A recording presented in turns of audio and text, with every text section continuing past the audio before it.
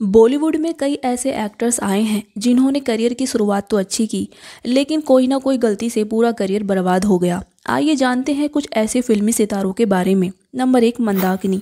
साल 1995 में राज कपूर की फिल्म से बॉलीवुड में एंट्री करने वाली एक्ट्रेस मंदाकिनी को लोग आज भी भूल नहीं पाए हैं। 80 के दशक में बॉलीवुड में एंट्री करने वाली मेरठ की यास्मीन जोसेफ को जब फिल्मों में काम नहीं मिला तो उन्होंने अपना नाम बदल दिया और वो बन गई बॉलीवुड सेंसेशन गर्ल मंदाकिनी। 30 जुलाई 1963 को मेरठ में जन्मी मंदाकिनी का असली नाम यास्मीन जोसेफ है। उनके पिता ब्रिटिश और मां कश्मीरी थी। मंदाकिनी ने अपने करियर की शुरुआत 22 साल की उम्र में फिल्म राम तेरी गंगा मैली से की थी। दिग्गज डायरेक्टर प्रोड्यूसर राज कपूर ने अपनी सबसे बड़ी फिल्म राम तेरी गंगा मैली से मंदाकिनी को लॉन्च किया था। इस फिल्म से मंदाकिनी ने बहुत सफलता हासिल की। फिल्म में 2 जगह उनको सेमी न्यूड भी दिखाया गया था, जिसकी चर्चा आज भी होती है। मंदाकिनी को एक और वजह से भी याद किया जाता है, वो है उनका दाऊद इब्राहिम से कनेक्शन। साल 1994 में जब अंडरवर्ल्ड डॉन दाऊद इब्राहिम के साथ इनकी कुछ तस्वीरें सामने आईं तो मंदाकिनी उस वक्त विवादों में आ गईं। उन तस्वीरों में वो दाऊद संग मैच देख रही थीं। तस्वीरें सामने आने से ये अफवाहें उड़ने लगीं कि मंदाकिनी ने दाऊद से शादी कर ली है और दाऊद के बच्चे की मां भी बन चुकी हैं। हालांकि मंदाकिनी ने इन अफवाहों को कोरी बकवास बताया और कहा कि वो दाऊद को जानती जरूर हैं, लेकिन उनका दाऊद के साथ कभी कोई अफेयर नहीं रहा है। वक्त के साथ दाऊद वाले विवादों से तो मंदाकिनी बाहर आ गई, लेकिन इसका बहुत बुरा असर उनके करियर पर पड़ा। मंदाकिनी को अच्छी फिल्में मिलनी बंद हो गईं और धीरे धीरे मंदाकिनी फिल्म इंडस्ट्री से दूर होती चली गई। साल 1996 में मंदाकिनी को उनकी आखिरी फिल्म जोरदार में देखा गया था। मंदाकिनी ने साल 1990 में डॉक्टर कागयूर टी रिनपोचे ठाकुर से शादी की थी। ठाकुर 70 से 80 के दशक में मर्फी रेडियो के प्रिंट एड में नजर आते थे। ठाकुर बाद में बौद्ध भिक्षु बन गए। इन दोनों के 2 बच्चे हैं। अब मंदाकिनी और उनके पति मुंबई में एक तिब्बतन हर्बल सेंटर चलाते हैं। इसके अलावा मंदाकिनी तिब्बत योगा भी सिखाती हैं। नंबर 2, साइनी आहूजा। 2000 की शुरुआत में साइनी आहूजा ने फिल्मों में एंट्री ली। ये दिखने में हैंडसम भी और मासूम भी नजर आए। इनकी फैन फॉलोइंग में लड़कियों की लिस्ट ज़्यादा रही। करियर की शुरुआत में कई हिट फिल्में भी दी, लेकिन इसी बीच उन पर ऐसा आरोप लगा जिसने उनके करियर को पूरी तरह बर्बाद कर दिया था। साल 2009 की बात है जब खबर आई कि मशहूर एक्टर साइनी आहूजा ने अपने घर की मैड का रेप कर दिया है। मीडिया रिपोर्ट्स का कहना था कि 19 साल की उनकी नौकरानी ने एक्टर पर रेप का आरोप लगाया था और ये मामला काफ़ी गंभीर रहा। साइनी आहूजा को तुरंत जेल भेज दिया गया और साल 2011 में उन्हें 7 साल की सज़ा सुनाई गई। रिपोर्ट्स के मुताबिक जब उनकी मेड ने ट्रायल दिया तो उस दौरान अपना बयान बदल दिया और कहा कि उनका रेप नहीं हुआ था। हालांकि कोर्ट ने उस समय ये माना कि लड़की के ऊपर दबाव डाला गया है, इसलिए साइनी आहूजा को कोई राहत नहीं मिली। इसके बाद साइनी जमानत पर बाहर आ जाते हैं और साल 2015 में फिर से उन्होंने फिल्मों में वापसी भी की थी, लेकिन कोई फ़ायदा नहीं हुआ। लोगों ने उन्हें नोटिस करना छोड़ दिया था। इस तरह उनका पूरा करियर बर्बाद हो गया। फिलहाल वे अब अपना बिजनेस करते हैं। नंबर 3, शक्ति कपूर। बॉलीवुड के फेमस विलेन शक्ति कपूर, जिन्होंने बॉलीवुड में कई तरह के रोल किए हैं। उनकी कॉमेडी फिल्मों के डायलॉग आज भी लोगों की जुबान पर चढ़े हुए हैं। क्राइम मास्टर गोगो के नाम से फेमस शक्ति कपूर लगभग 700 फिल्मों में काम कर चुके हैं। शक्ति कपूर को जितना उनकी प्रोफेशनल लाइफ के लिए जाना जाता है, उससे कहीं ज़्यादा सुर्खियों में वो अपनी पर्सनल लाइफ को लेकर रहे हैं। शक्ति कपूर ने 1982 में शिवांगी कोल्हापुरी से लव मैरिज की थी, लेकिन फिर भी लड़कियों को लेकर शक्ति कपूर हमेशा से ही विवादों में रहे हैं।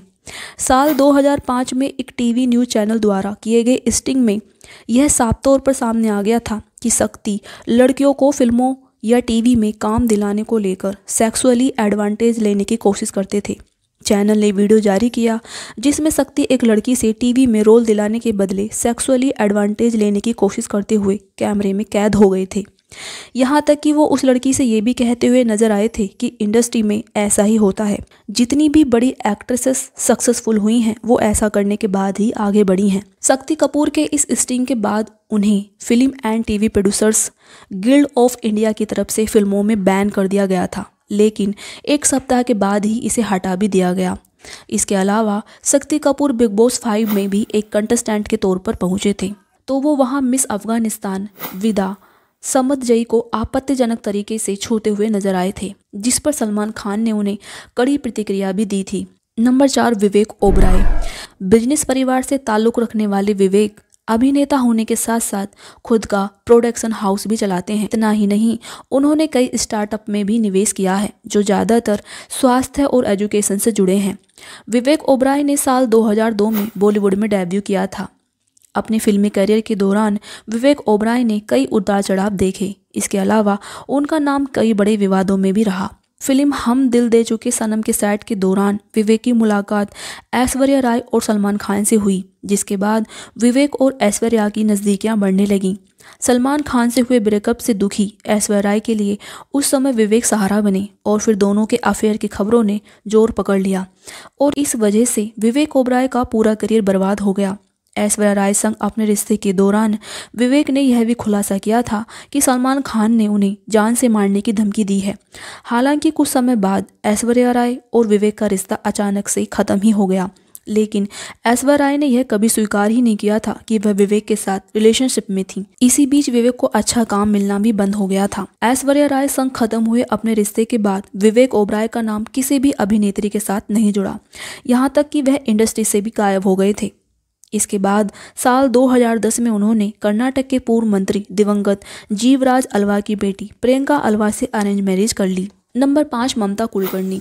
90 के दशक की फेमस एक्ट्रेस ममता कुलकर्णी ने जितनी सुर्खियां अपनी फिल्मों से बटोरी, उससे कहीं ज़्यादा चर्चा उनसे जुड़ी कुछ बड़ी कंट्रोवर्सीज की हुई थी। ममता कुलकर्णी का जन्म 20 अप्रैल 1972 को मुंबई के मिडिल क्लास परिवार में हुआ था। एक दिन ममता की मां ने अखबार में एक ऐड देखा जिसमें लिखा था कि मॉडलिंग एजेंसी को नए चेहरों की तलाश है। उस समय ममता स्कूल में थी। ममता की मां शाम को उस ऐड एजेंसी में ममता को ले जाती हैं और वहां से ममता के मॉडलिंग की शुरुआत होती है और इसके बाद लगातार उन्हें मॉडलिंग के ऑफर मिलने लगे। मॉडलिंग के बाद ममता को साउथ फिल्मों में काम मिलने लगा। साल 1992 में ममता कुलकर्णी फिल्म प्रेम सिकारम में नजर आई थी, जिसने बॉक्स ऑफिस के सारे रिकॉर्ड तोड़ दिए थे। साउथ में ममता की फैन फॉलोइंग ऐसे बढ़ गई थी कि उनके चाहने वालों ने उनके लिए हैदराबाद में एक मंदिर तक बनवा दिया था। इसके बाद साल 1993 में एक स्टारडस्ट मैगजीन के कवर पेज के लिए ममता ने टॉपलेस फोटोशूट करवाया था। मैगजीन सामने आते ही ममता विवादों से घिर गई थी। बाद में इसके लिए ममता ने माफ़ी मांगी और सफाई भी दी। सफाई देते हुए ममता ने जहां अपना बचाव किया, वहीं कुछ दूसरी एक्ट्रेसेस का नाम भी लिया, जिससे उनका बयान फिर से सुर्खियों में आ गया। इसके अलावा कहा यह भी गया कि ममता के अंडरवर्ल्ड के साथ अच्छे कनेक्शन थे। ये पता तब चला जब डायरेक्टर राजकुमार ने साल 1999 की फिल्म चाइना गेट में ममता कुलकर्णी को साइन कर लिया। राजकुमार कास्टिंग से खुश नहीं थे और हीरोइन बदलने पर विचार कर रहे थे। जैसे ही राजकुमार ने ममता को फिल्म से निकाला तो राजकुमार को अंडरवर्ल्ड डॉन छोटा राजन की धमकी भरे कॉल आने लगे। धमकियां मिलने के बाद राजकुमार ने ममता को ही फिल्म में रखा। फिल्म तो बन गई, लेकिन बुरी तरह फ्लॉप रही। एक समय में ममता कुलकर्णी और छोटा राजन के अफेयर के किस्से सुर्खियों में थे। वैसे दोनों ने कभी इस रिश्ते को सामने से स्वीकार नहीं किया था, लेकिन लोगों का मानना था कि जिस तरह छोटा राजन अपनी धमकियों से ममता को फिल्म में दिलवाया करता था, उससे ये साफ था कि दोनों के बीच कुछ था। जब जांच एजेंसियों से बचने के लिए छोटा राजन को देश छोड़कर भागना पड़ा तो दोनों में दूरियां बढ़ गईं। छोटा राजन की गैर मौजूदगी में विक्की गोस्वामी ने उनका काम संभाला। छोटा राजन के जाने के बाद ममता को फिल्में मिलना लगभग बंद हो गईं। फिर 2002 की फिल्म कभी हम कभी तुम के बाद ममता कुलकर्णी अचानक फिल्मों से दूर हो गईं। फिल्म इंडस्ट्री छोड़ने के बाद ममता तब सुर्खियों में आ गई थी जब उनकी international drug mafia Vicky Goswami से शादी करने की खबरें सामने आई। ममता विक्की गोस्वामी के साथ दुबई और केन्या में जाकर रहने लगी थी। फिर अचानक 2013 में ममता ने सोशल मीडिया पर एक तस्वीर पोस्ट की थी जिसमें ममता साध्वी के अवतार में नजर आ रही थी। इसी साल ममता कुलकर्णी ने एक book autobiography of A Yogini launch की थी। इस तस्वीर और बुक से ममता फिर से सुर्खियों में आ गई। एक टीवी चैनल को दिए इंटरव्यू में ममता ने कहा था कि मैंने विक्की से शादी नहीं की है, मैं इस वक्त किसी की पत्नी नहीं हूँ। कुछ लोग काम के लिए पैदा होते हैं और कुछ ईश्वर के लिए, मैं ईश्वर के लिए पैदा हुई हूँ। ममता पूरी तरह साध्वी बन गई थी। फिर उसके बाद साल 2016 में ममता कुलकर्णी और उनके रूमर्ड पति विक्की गोस्वामी का नाम ड्रग रैकेट में भी सामने आया था। इस तरह वे कई बार विवादों में घिरी रहीं। नंबर 6, पापोन। पापोन एक भारतीय गायक और गीत लेखक हैं। पापोन हिंदी समेत पंजाबी, तमिल, मराठी और बंगाली में गाना गाते हैं। एक बार पापोन ने फेसबुक पर एक वीडियो पोस्ट किया था जिसमें वो बच्चों के साथ होली का जश्न मनाते दिखे। वीडियो में पापोन एक बच्ची को किस करते नजर आए थे। पापोन पर यह आरोप लगा कि उन्होंने शो में आई बच्ची को गलत तरीके से किस किया था। इस पर मचे बवाल के बाद पापोन ने माफ़ी भी मांगी थी। हालांकि इसी मामले में उस बच्ची ने यूट्यूब पर अपना एक बार बयान जारी किया जिसमें उसने कहा कि पापोन सर ने कुछ गलत नहीं किया था, उन्होंने सिर्फ मुझे एक बच्ची की तरह किस किया था, जैसे सब पेरेंट्स अपने बच्चों को प्यार से करते हैं। इसका गलत मतलब ना निकाला जाए प्लीज़। इसके बाद पापोन के करियर पर भी इसका काफ़ी असर हुआ था। वो reality show the voice kids में जज बने थे। अपने ऊपर आरोप के बाद सिंगर पापोन ने शो में जज का पद भी छोड़ दिया था।